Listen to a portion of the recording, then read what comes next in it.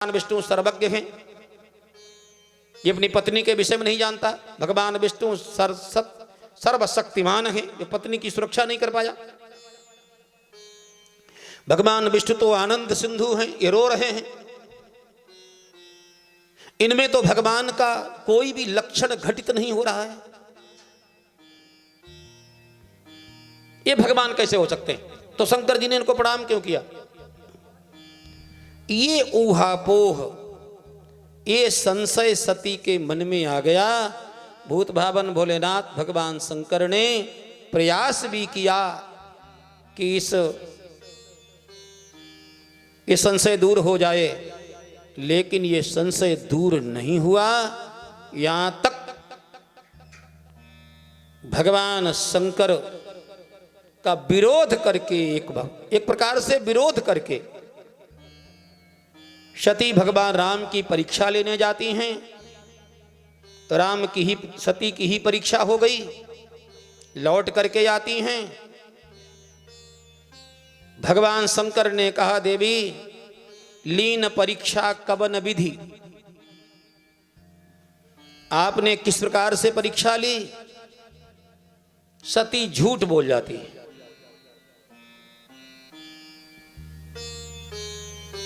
जीवन में एक दोष जब प्रवेश करता है तो अनेक दोषों के प्रविष्ट होने की संभावना बन जाती है।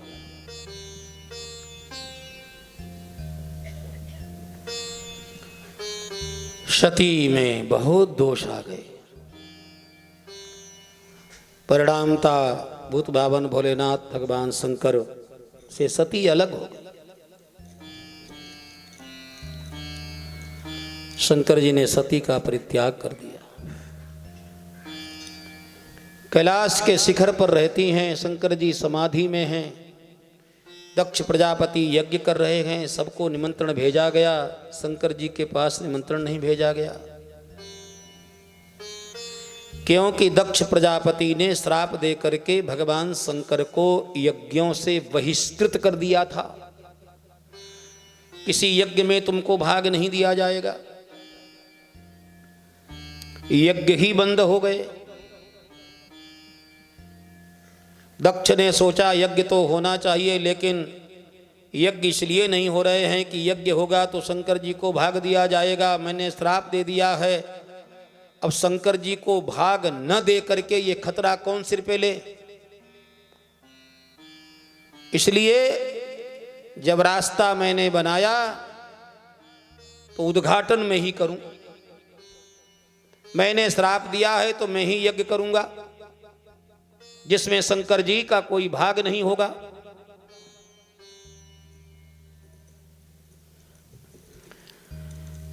वही किया। यहां पर भी भगवान शंकर ने सती को बहुत समझाया, मत जाओ देवी, मत जाओ, मत जाओ। लेकिन सती लड़ झगड़ करके, जोर जबरदस्ती करके भूत भावन भोलेनाथ भगवान शंकर अपने पति को छोड़ करके पिता के यहाँ चली जाती हैं और वहाँ अपमान होता है। वहाँ सती को मरना पड़ता है। बड़ी लंबी कथा है। सती को बाद में पता चल गया था। सती अपने पिता को महान मानती हैं, बहुत श्रेष्ठ मानती है। लेकिन जब दक्ष के यज्ञ में सती गईं और सती ने पूरे यज्ञ मंडप को घूम करके देखा, सब देवता अपने अपने स्थान पर बैठे थे, लेकिन शंकर जी का जो ईशान कोण है वो खाली था। कोई कलश भी नहीं रखा गया था। सती ने जाकर के पिता को प्रणाम किया। आशीर्वाद देना तो दूर, दक्ष ने मुंह बिजका करके और उल्टी तरफ घुमा लिया। दक्ष प्रजापति सती को भी नहीं देखना चाहते, क्योंकि ये भी आखिर में है तो शंकर की ही पत्नी। कैलाश के नाम से शंकर जी दक्ष को घृणा है। कैलाश का कोई पशु आ जाए, पक्षी आ जाए, ये भी शंकर जी के क्षेत्र से आया है, दक्ष को उससे भी घृणा है। ये जब दृश्य देखा सती ने, तब सती को लगा कि भूत भावन भोलेनाथ भगवान शंकर ने जो कुछ कहा था वो सत्य है।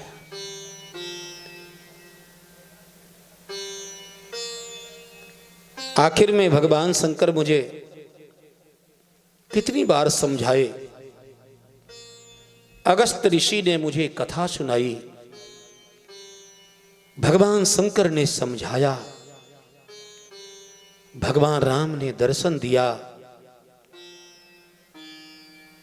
भगवान की मैंने परीक्षा ली। मैं भगवान शंकर के सामने झूठ बोल गई और आज भी मैं जबरदस्ती करके लड़ झगड़ करके ही शंकर जी का अपमान करके मैं पिता के आई हूं। ये मेरे जीवन में इतने दोष कहां से आ गए? मेरे जीवन में इतने दुर्गुण, इतने दोष कहां से आ गए? ये अहंकार मेरे जीवन में कहां से आया? तब सती ने अर्थ लगाया कि वस्तु कितनी ही योग्य हो, वस्तु कितनी ही स्वच्छ हो, कितनी ही सुंदर हो, कितनी ही योग्य हो, कितनी ही बढ़िया हो, लेकिन जिस बर्तन में वस्तु रखी जाती है, जिस बर्तन से परोसी जाती है, जिस बर्तन से दी जाती है, उस बर्तन का भी तो महत्व है। यदि बर्तन गंदा है,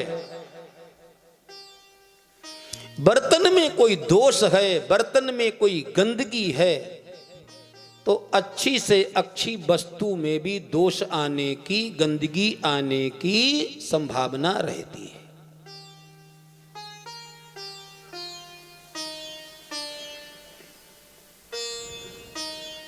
मेरा जन्म आकाश से टपक करके नहीं हुआ है, सती ने अर्थ लगाया। मेरा जन्म इन दक्ष महोदय से हुआ है, जो भगवान शंकर के प्रति ईर्ष्या में भरे हैं, द्वेष में भरे हैं, शिवद्रोही, शंकर द्रोही, घोर अभिमानी दक्ष से मेरा जन्म हुआ है। इसलिए दक्ष के संस्कार, दक्ष के जो अभिमान के जो संस्कार हैं, दक्ष के जो चतुरता के संस्कार हैं, वो कहीं न कहीं मेरे अंदर हैं। इसलिए कह दिया दक्ष शुक्र संभव यह देही। जीवात्मा का अपना महत्व है, शरीर का अपना महत्व है, लेकिन जब तक जीव शरीर में है, शरीर के साथ इसका संबंध है,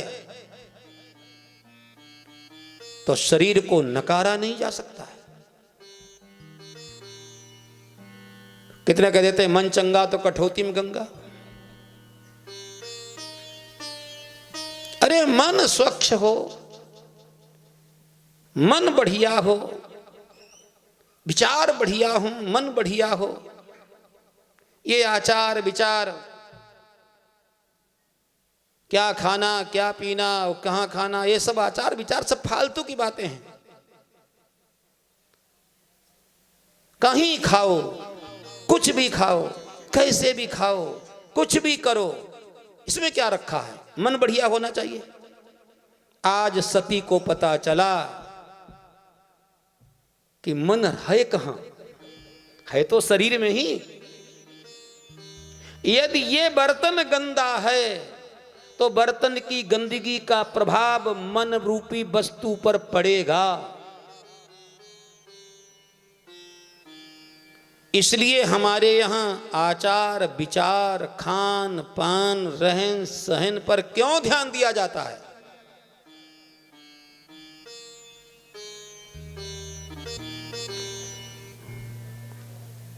मन को शुद्ध करने के लिए यहां तो कहा जा भाई मन को शुद्ध करना है तो लो, मन को शुद्ध करना है लो भजन करो, मन को शुद्ध करना है तो जप करो, मन को शुद्ध करना है कथा सुन लो, मन को शुद्ध करना है जाओ तीर्थ में डुबकी लगा लो। ये ऊपर ऊपर की दवाएं खूब दी जाती हैं और खूब लोग लेते हैं और जिंदगी में कोई फायदा नहीं होता।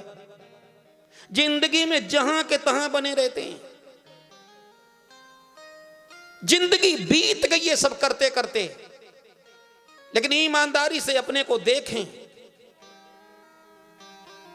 तो मन में कोई प्रकाश नहीं, सोच में कोई प्रकाश नहीं, आध्यात्मिक कोई प्रकाश नहीं। बोले क्यों? बोले वास्तव हम जड़ को तो पकड़ते ही नहीं। भगवान रामानुजाचार्य स्वामी जी के पास जाकर के वैष्णवों ने पूछा, हे आचार्य भगवान की भक्ति कैसे करें, मन को भगवान में कैसे लगाएं? तो कह देते जाओ भगवान का दर्शन करो, भगवान के फोटो खींच लो। लेकिन नहीं, उन्होंने कहा मन को, मन वाली बात ही नहीं की उन्होंने। पहले इस शरीर को शुद्ध करो, पहले शरीर को शुद्ध करो। शरीर जब शुद्ध हो जाएगा तो धीरे धीरे धीरे धीरे मन भी शुद्ध होने लगेगा। पहले शरीर तो शुद्ध कर लो, दरवाजे को तो साफ सुथरा कर लो पहले। इसलिए कहा जात्याश्रय निमित्ता दुष्टात अन्नात का ये शुद्धि भगवान रामानंद स्वामी कहते हैं। 3 प्रकार के दोषों से दूषित जो अन्न है, भोजन है, उस भोजन से, उस अन्न से, उस खाना से बचो।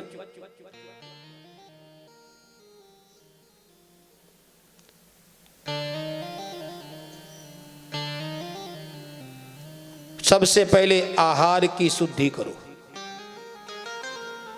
वेद भगवान भी कहते हैं आहार शुद्धौ सत्व शुद्धि, सत्व शुद्धौ ध्रुवा स्मृति। आहार की शुद्धि होने पर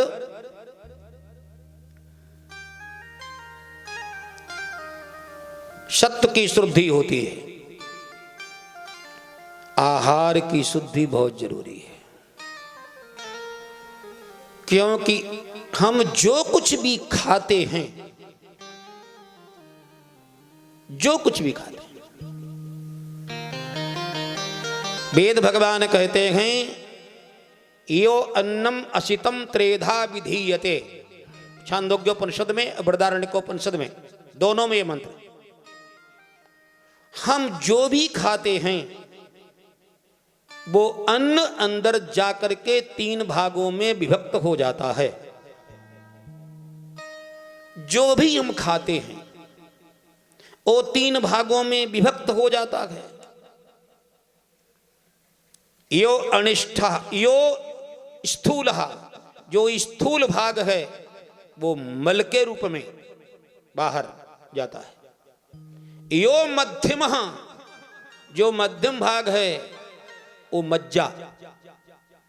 यो अनिष्ठस्तन मनः, वेद भगवान कहते हैं जो अन्न का जो सूक्ष्म भाग है उससे हमारा मन बनता है।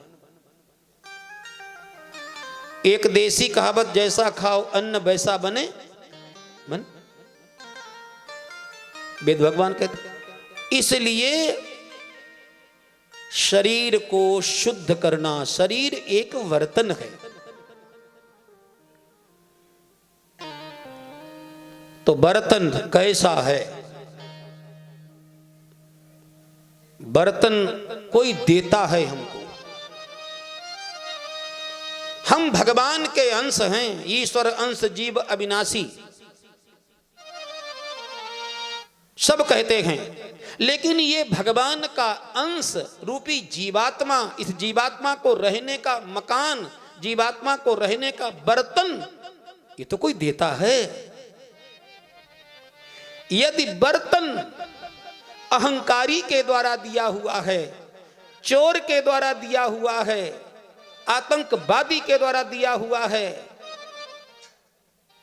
लुटेरे के द्वारा दिया हुआ है, धूर्त के द्वारा दिया हुआ है, बदमाश के द्वारा दिया हुआ है, तो उस बर्तन भी उसी प्रकार का है। तो अच्छी से अच्छी वस्तु गंदे बर्तन में जिस प्रकार विकृत हो जाती है, उसी प्रकार ये जीवात्मा शरीर को पाकर के भी विकृत होने लगता है। दोषान लगते हैं। इसीलिए कहा है दुश्शीलो मातृदोषेनो पितृदोषेन मूर्खता कार्पण्यम वंशदोषेनो आत्मदोषा दरिद्रता।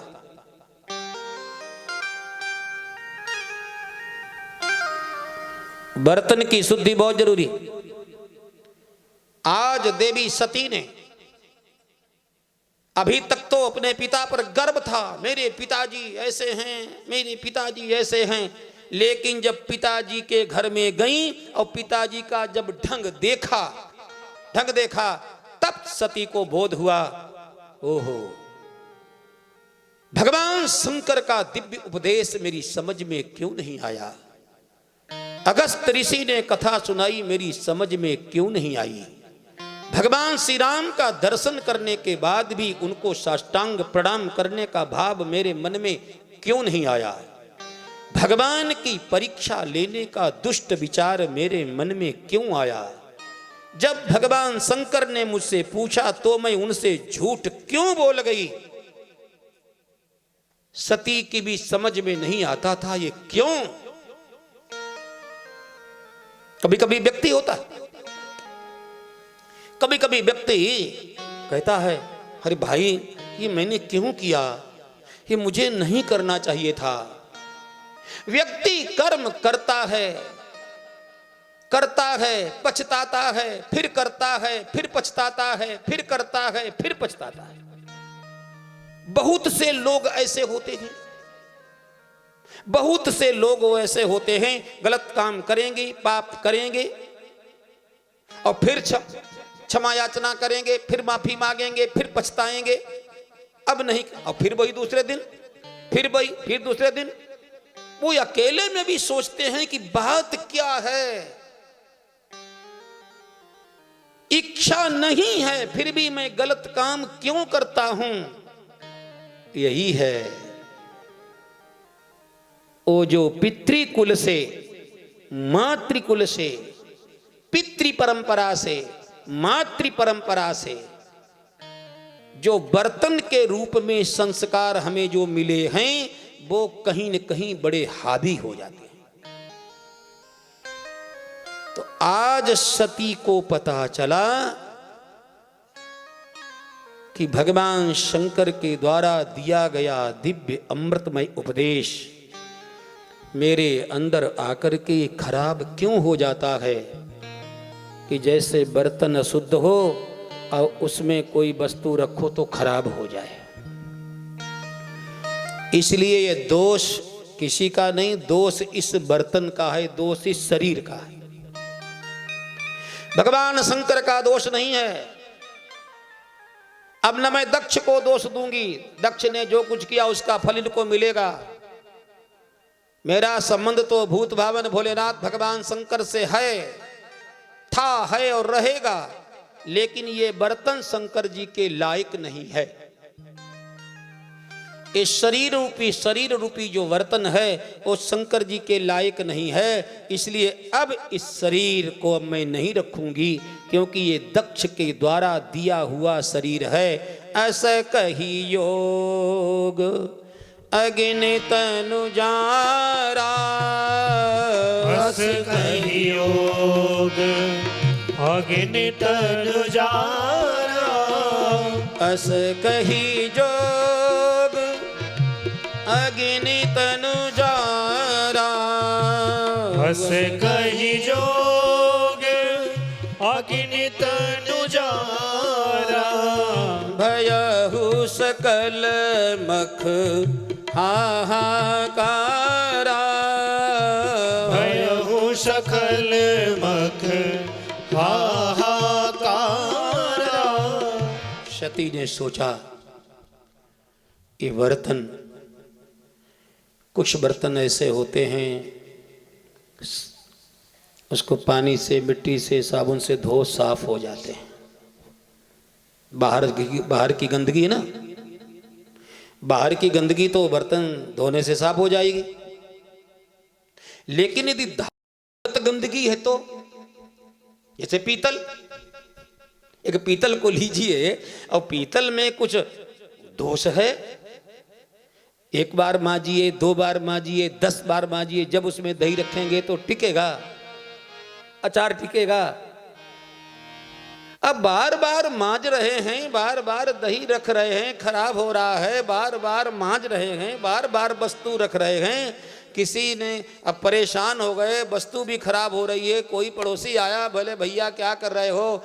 बोले क्या करें, हम तो सैकड़ों बार बर्तन को मांज चुके हैं, साफ कर चुके हैं, लेकिन वस्तु खराब हो जाती है। बोले बर्तन किसका है? बोले पीतल का। बोले बर्तन को फेंको, जब तक ये बर्तन रहेगा, ये पीतलत्व जब तक रहेगा तब तक वस्तु खराब होती रहेगी। तो शंकर पार्वती ने सोचा अब ये चाहे शंकर जी उपदेश दें, चाहे अगस्त ऋषि उपदेश दें, और चाहे साक्षात भगवान उपदेश दें, इस बर्तन में धातुगत दोष जो है, पितृगत जो दोष है, वो जब तक ये बर्तन रहेगा तब तक दोष रहेगा। इसलिए इस बर्तन को ही जला करके भस्म कर दो।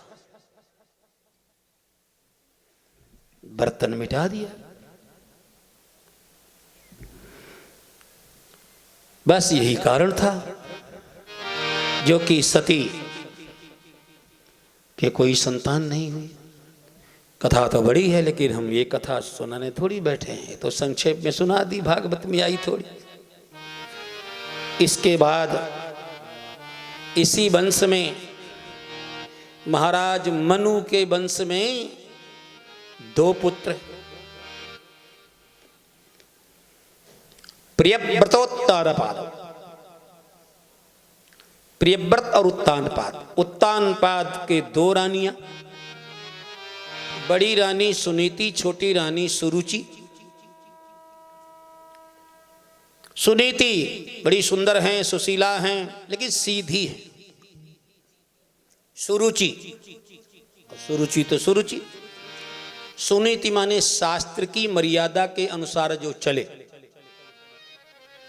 शास्त्र में जिसकी निष्ठा हो, धर्म में जिसकी निष्ठा हो, मर्यादा में जिसकी निष्ठा हो, वो सुनीति। और सुरुचि माने जो मन में आया सो,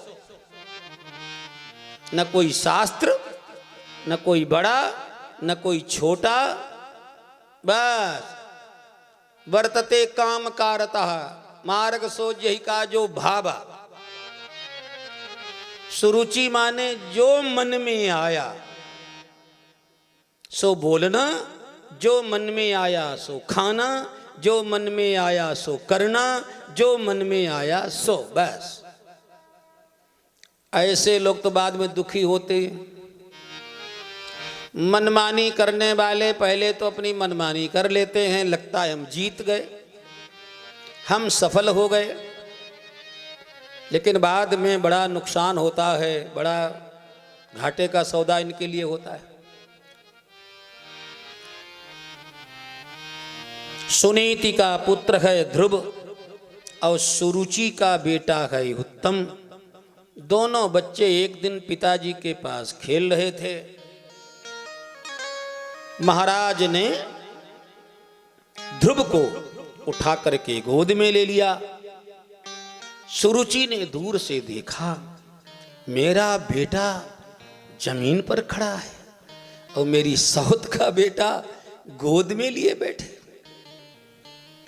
चढ़ गया पारा, दौड़ करके आई, आओ गिनान ताव, महाराज की गोद से उठाया, ध्रुव को जमीन पर पटक दिया। और महाराज को भी 10-20 उल्टी सीधी सुनाई। महाराज को भी बहुत सुनाया, तुम्हारी हिम्मत कैसे पड़ी इसको गोद में लेने की। ध्रुव तो बोले भी, मां क्या मैं पिताजी का बेटा नहीं हूं? खबरदार, जीभ खींच लूंगी। तेरी मां रानी नहीं है, दासी है, दासी। रानी तो मैं हूं। महाराज को भी बहुत सुनाया। शास्त्र कहते हैं पति पत्नी में प्रेम तो होना चाहिए, प्रेम तो होना चाहिए, लेकिन जो इतना परतंत्र हो ये पाप है। इतनी परतंत्रता ये पाप है। महाराज सुनीति सुरुचि को जवाब नहीं दे पाए, उचित बात नहीं बोल पाए।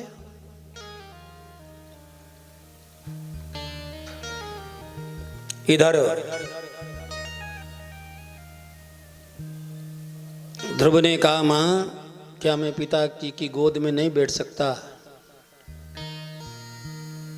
सुरुचि नहीं, लाल लाल आंखें करते हुए, तमतमाते हुए कहा, हां बैठ सकता है। क्यों नहीं बैठ सकता है? लेकिन इस जन्म में नहीं बैठ सकता है। क्या कहती? इस जन्म में बच्चों पिता की गोद में, महाराज की गोद में तुम नहीं बैठ सकते हो, क्योंकि तुम दूसरी स्त्री के गर्भ से पैदा हुए हो। बोले फिर? तो क्रोध में कहती है, तपसाराध्य पौरुषम तस्यैवानुग्रहेण में गर्भे त्वं साधयात्मानं यदीक्षसि नृपाशनम्।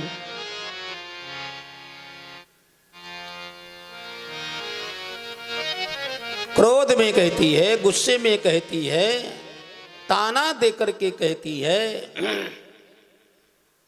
जा वन में जाकर के तपस्या कर। सुरुचि, वन में जाकर के तपस्या कर।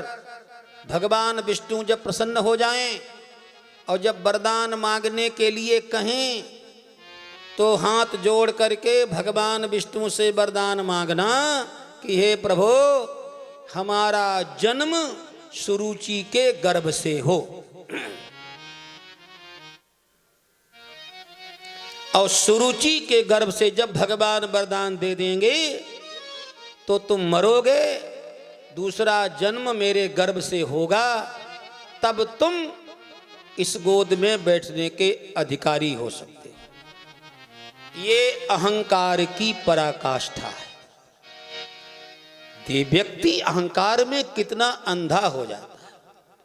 अरे भाई, जब सीधी बात, जब तपस्या करेंगे और तपस्या करके भगवान को खुश कर लेंगे और जब भगवान नारायण आ जाएंगे और भगवान प्रसन्न होकर के बोलेंगे कि वरदान मांग ले, तो हम सीधे सीधे नहीं मांग सकते हैं, महाराज हमको पिताजी की गोद में बैठा दो।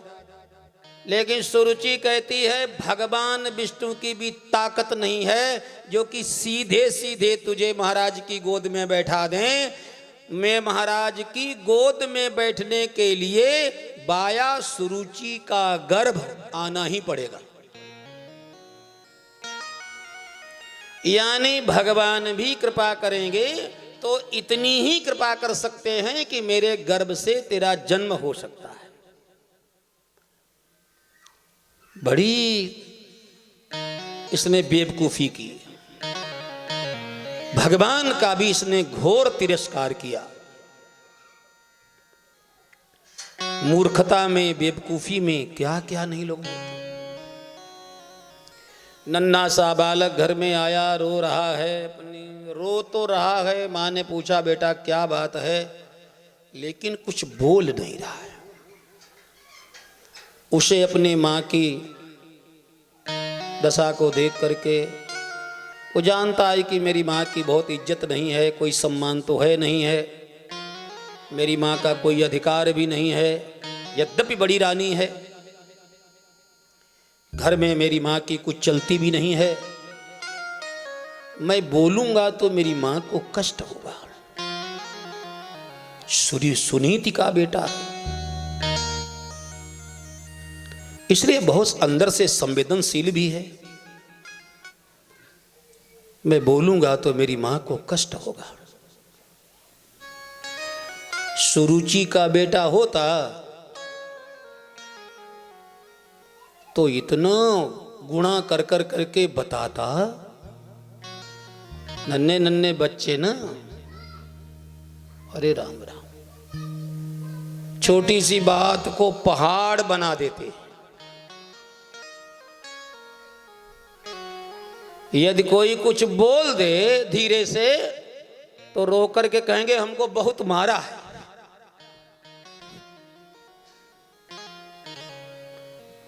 बदमाश के तो बदमाश ही होंगे,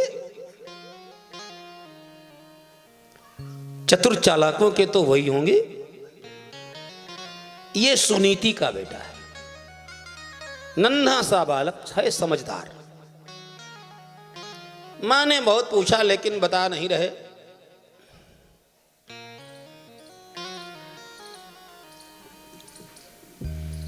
इतने में एक दासी आई, दासी ने वो घटना बताई। सुनकर के सुनीति रोने लगी, बड़ी दुखी हो गई। अपने पुत्र को गोद में लेकर के मां ने, आखिर मां है, कष्ट तो हुआ, दुख तो हुआ, लेकिन उसने अपने को संभाला। मां ने अपने को संभाला। यदि मैं व्याकुल होती हूं, यदि मैं आवेश में कुछ बोलती हूं, तो नन्हे से बच्चे के हृदय में, अंतःकरण में पारिवारिक विद्वेष के परमाणु, पारिवारिक विद्वेष के संस्कार पनप जाएंगे, बनने लगेंगे। दीर्घम श्वसन्ति ब्रजिनस्य पारम अपश्यतीं बालकमाह बाबला। मां मंगलम तात परे सुमस्ता भुक्ते जनो यत्पर दुःखदस्तत्। मां ने बाहर से अपने को संभाला और कहा बेटा कोई बात नहीं, तू इतना रो रहा है, इतनी छोटी सी बात के चलते। तेरे की, अरे मैं तेरी मां, सुरुचि तेरी मां, मैं तेरी बड़ी मां, वो छोटी मां। तू बदमाशी करता है तो मैं तुझे नहीं डांटती हूं, छोटी मां ने डांट दिया होगा। इस बात के चलते तू आया है मेरे पास, इतना दुखी हो रहा है। पगले, कोई बात नहीं, खेलो। मां ने बहुत हल्के में लिया। ध्रुव ने कहा नहीं मां, बात छोटी नहीं है। मां मुझे मारती, मां मुझे पीटती, मेरा कान पकड़ती, मुझे मारती, मुझे कष्ट नहीं होता, लेकिन मां ने जिन शब्दों का प्रयोग किया है वो मां वाले शब्द नहीं है। मां मारती भी है, मां पीटती भी है, मां दंड भी देती है संतान को, फिर भी संतान को मां में मातृपना दिखाई देते रहता है। दंड में भी मातृपना, पिटाई में भी मातृपना संतान को दिखाई देता रहता है। सुरुचि मां ने मुझे मारा नहीं है, मुझे पिटाई भी नहीं की मेरी, लेकिन सुरुचि मां के जो शब्द थे, मां वो शब्द एक मां के नहीं है, एक ईर्षा के शब्द है, द्वेष के शब्द है, घृणा के शब्द है। वे नन्हा सा बालक मेरे प्रति मां सुरुचि के मन में ऐसी घृणा क्यों, इतना द्वेष क्यों मेरे प्रति? ध्रुव को बहुत कष्ट था। मां ने कहा बेटा कोई बात नहीं, कोई किसी को सुखी दुखी नहीं करता है बेटा, अपने ही कर्म का फल सब भोगते हैं। मां कोई उपाय नहीं? क्या हम ऐसे ही रहेंगे?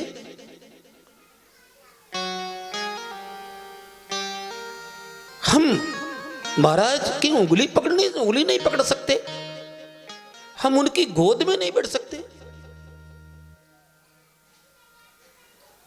मां ने कहा बेटा अधिकार की बात तो मैं नहीं कहती हूं, अधिकारों के चलते तो बड़े झगड़े होते हैं। दुनिया में जितने संघर्ष होते हैं प्राय करके अधिकार के चलते ही होते हैं। मेरा ये अधिकार है, मेरा ये अधिकार है, मेरा अधिकार है।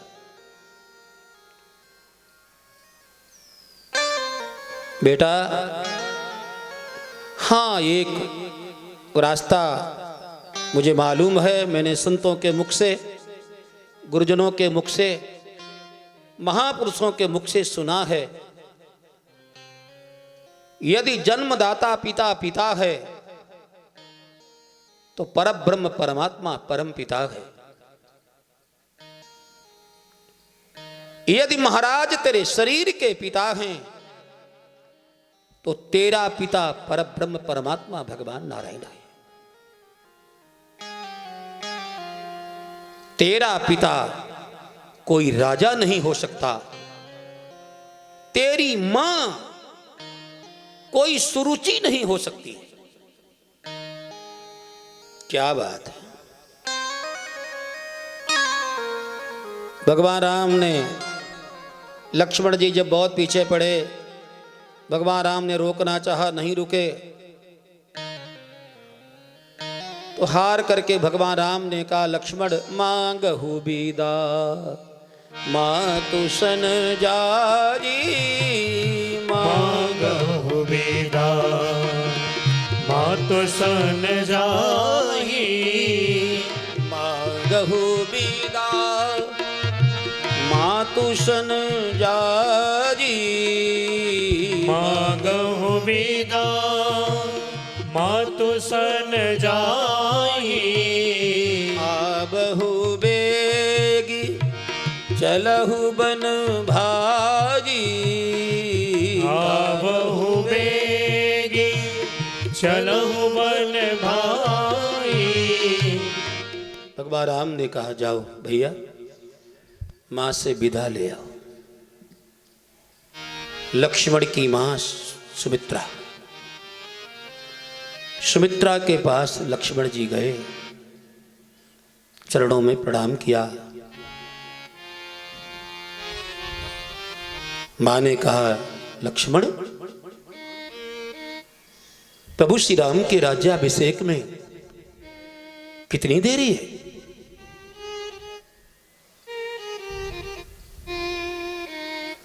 लक्ष्मण कुछ बोल नहीं पा रहे। बड़ी हिम्मत करके लक्ष्मण ने जो अयोध्या में घटना घटी वो बताई।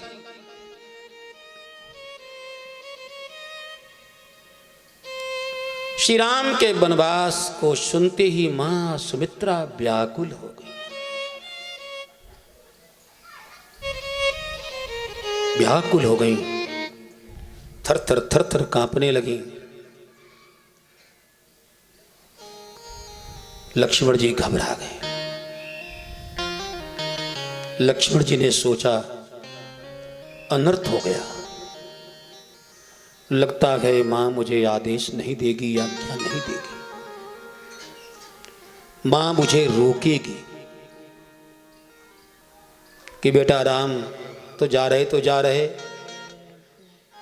सीता जा रही तो जा रही, तुम अयोध्या में रहो। लेकिन सुमित्रा है,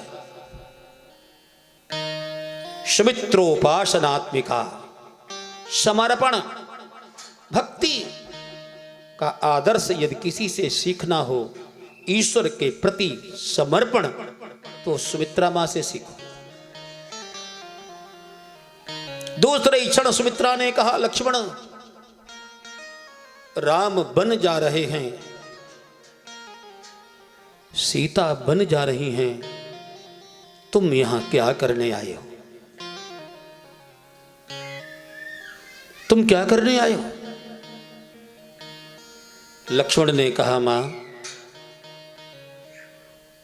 प्रभु ने मुझे आपके पास आज्ञा मांगने के लिए भेजा है।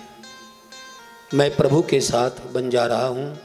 उनसे बहुत प्रार्थना की, स्वीकृति मिल गई है। उन्होंने कहा, मां से विदा लेके आओ। लक्ष्मण कह रहे थे, मां सुमित्रा ने लक्ष्मण के चेहरे को देखते हुए कहा, लक्ष्मण तुम प्रभु की सेवा में जा रहे हो, साथ में जा रहे हो। आज प्रथम दिन ही तुम इतनी बड़ी गलती कर रहे हो, इतनी बड़ी भूल कर रहे हो, इतनी बड़ी नासमझी कर रहे हो। 14 साल तुम सेवा कैसे करोगे? मां कौन सी भूल? लक्ष्मण तुम मुझे अपनी मां कहते हो? लक्ष्मण मैं तुम्हारी मां नहीं हूं, मैं तुम्हारे शरीर की मां हो सकती हूं। महाराज दशरथ तुम्हारे शरीर के पिता हो सकते हैं, सुमित्रा तुम्हारे शरीर की मां हो सकती है, लेकिन तुम्हारी मां नहीं है। जब राम ने कहा मां से विदा लो,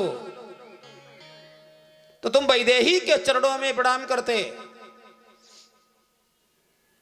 और वैदेही से प्रार्थना करते, उनकी स्वीकृति लेते और उनकी स्वीकृति लेकर के वन को चले गए होते, तो मुझे संतोष होता कि मेरे लक्ष्मण ने अपने असली मां बाप को पहचान लिया है। तो मुझे मां कह दो। तात तुम्हारी मातु वैदेही, तात तुम्हारी मातु वैदेही, तात तुम्हारी मातु वैदेही, तात तुम्हारी मातु वैदेही, पिता राम सब भांति स्नेही, पिता राम सब भांति स्नेही। अरे जीव की मां कौन है?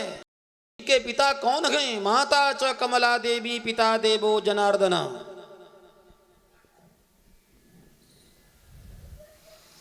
लक्ष्मण को मां ने बड़ा सुंदर पाठ पढ़ाया। लक्ष्मण जी समझ गए, राम ने, भगवान राम ने मुझे, प्रभु ने मुझे आज्ञा लेने के लिए नहीं भेजा है। मेरे कोर्स में जो कमी रह गई थी, मेरी पढ़ाई में, मेरी समझ में जो कमी रह गई थी, उस कमी को पूरा करने के लिए सुमित्रा अंबा की पाठशाला में भेजा है। इसलिए इधर मां सुनीति वही बात करे, बेटा शरीर की कोई मां हो सकती, शरीर का कोई पिता हो सकता है, लेकिन ध्रुव जो जीव तत्व है, ध्रुव के पिता तो परब्रह्म परमात्मा भगवान नारायण है। बेटा उनको प्राप्त करो। यदि वो प्राप्त हो गए, वो प्रसन्न हो गए, तस्मिन तुष्टे किम प्राप्यम, बस बेटा धन्य धन्य हो जाओगे। मां ने एक नन्हे से बच्चे को, नन्हे से बालक को क्या रास्ता दिखाया है। आजकल तो एक अभी कार्यक्रम था हमारा, तो आए थे कुछ लोग, एक बालक भी आया था। तो बालक ने अपने माँ बाप के सामने ही हमसे शिकायत की बरेली में। बोले स्वामी जी हमको गीता नहीं पढ़ने देते। माँ बाप के सामने ही बोले हमको गीता जी नहीं पढ़ने देते, रामचरितमानस नहीं पढ़ने देते। उनके बेटा ये तुम्हारे माँ बाप नहीं, ये तुम्हारे दुश्मन हैं दोनों जो तुम्हें गीता न पढ़ने दे।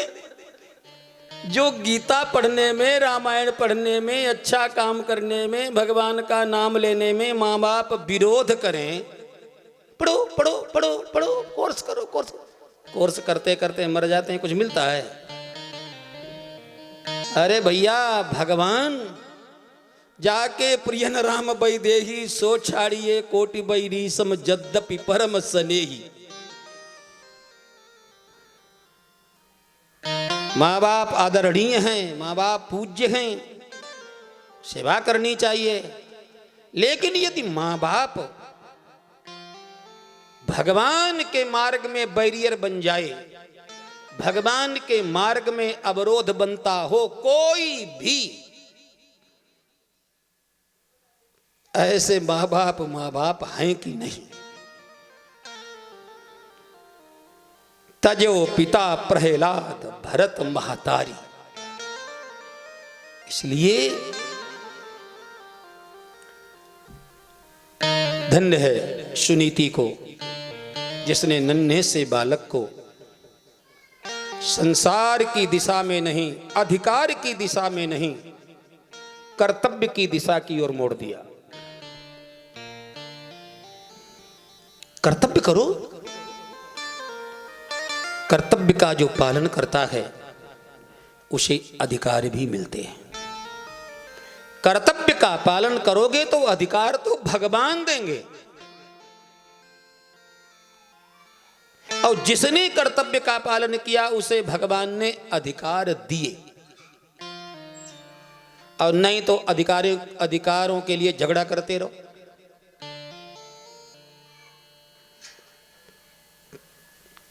जीव का पहला कर्तव्य है, बताया, कोटिम त्यक्त्वा हरिम भजेत, शतम विहाय भोक्तव्यम, शास्त्रम स्नानमाचरेत, और लक्ष्यम विहाय दातव्यम, कोटिम त्यक्त्वा हरिम भजेत। 1 करोड़ कार्य एक तरफ हो और भगवान की शरणागति, भगवत संबंध एक तरफ हो, तो करोड़ों कर्म मिलकर के भी उसकी पूर्ति नहीं कर सकते, बराबरी नहीं कर सकते। ध्रुव जाते हैं, कथा लंबी है, और इस बालक ने अपनी दृढ़ता के अनुसार, सच्ची लगन के अनुसार, पूरी श्रद्धा के अनुसार, इसके रोम रोम में कूट कूट करके ये बात भरी थी, मुझे भगवान मिलेंगे मिलेंगे। रोज लोग दौड़ लगाते हैं मंदिर में, लेकिन भगवान मिलते ही नहीं। जिंदगी बीत जाती है, भगवान मिले कभी? क्यों? क्योंकि हम भगवान से मिलने जाते ही नहीं। हम घर से जाते हैं, जरा विचार करो, क्या पूरी निष्ठा है? 100%।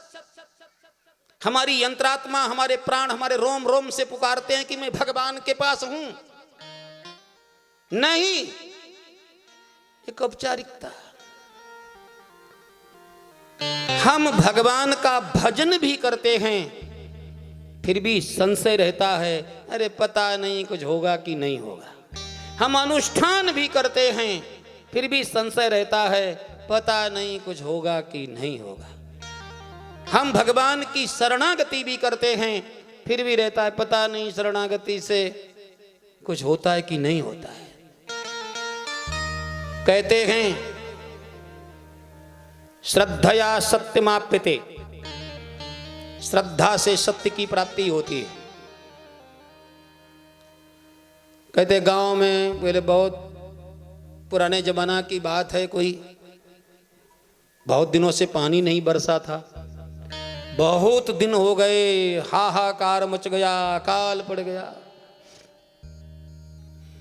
एक मंदिर के दरवाजे पर पूरा गांव सब इकट्ठा हुआ, पुजारी से मिले, भैया कोई उपाय करो। तो पुजारी जी ने भी, अब क्या करें, लोग पूछने आए तो बता दिया, चलो भगवान से प्रार्थना करेंगे, पानी बरसेगा। चारों तरफ प्यासे मर रहे थे लोग, पूरे गांव के लोग। कोई स्थान था वहां चल के भगवान से प्रार्थना करेंगे, स्तुति करेंगे, प्रार्थना करेंगे, पानी बरसेगा। सब लोग जा रहे, पूरा गांव, हजारों की संख्या में भीड़ चल गई। जैसे देखो गोवर्धन की भीड़, वो भीड़, चारों तरफ भीड़ है। सब जा रहे थे। कई साल हो गई पानी नहीं बरसा, अकाल, बड़ा भारी अकाल था। सब लोग बड़े बूढ़े भी जा रहे थे, भगवान किससे प्रार्थना करेंगे, भगवान हमारी पुकार को सुनेंगे। एक नन्हा सा बालक 4-5 साल का, 6 साल का था, वो दौड़ा और दौड़ करके घर में गया और घर से छाता लाया, छाता, और छाता लेकर के चला। किसी ने कहा ये छाता, बोले पानी बरसेगा, हम भगवान से प्रार्थना करेंगे, पानी बरसेगा। सब उसको गाली देने लगे, मूर्ख कहीं के, बरसों से पानी नहीं बरसा है, छाता लेके चल दिया। यानी वो हजारों हजार, वो सब फर्जी थे, फर्जी। तुम्हें वो माता च पिता तुम्हें वो खाली गाने वाले थे। और एक बालक उसके अंदर कूट कूट के भरा हुआ था। भगवान क्यों नहीं सुनेंगे, भगवान से प्रार्थना करेंगे, भगवान जरूर सुनेंगे। कैसे हैं, हजारों की प्रार्थना बेकार, केवल एक बालक की दृढ़ निष्ठा से भगवान प्रसन्न हुए और भगवान ने देवराज को आदेश दिया और पानी की बरसात होती है। एक बालक की श्रद्धया सत्यमाप्यते, अदृढ़ं च हतं ज्ञानं प्रमादेन हतं श्रुतं, संदिग्धो हि हतो मंत्रो व्यग्र चित्तो हतो जपः। संदेह रहने पर मंत्र निष्प्राण हो जाता है। हमने कोई अनुष्ठान लिया, अब मंत्र लिया, इस मंत्र से ये काम होगा, मंत्र का जप भी कर रहे हैं, मंत्र का अनुष्ठान भी कर रहे हैं, मंत्र का जप भी कर रहे हैं और दूसरे प्रयोग भी करते जा रहे हैं, तो मंत्र निष्प्राण हो जाता है, मंत्र की हत्या हो जाती है। मुझ पर विश्वास कहां है? विश्वास याद रखना। अदृढ़ं च हतं ज्ञानम, बिना दृढ़ता के ज्ञान मर जाता है।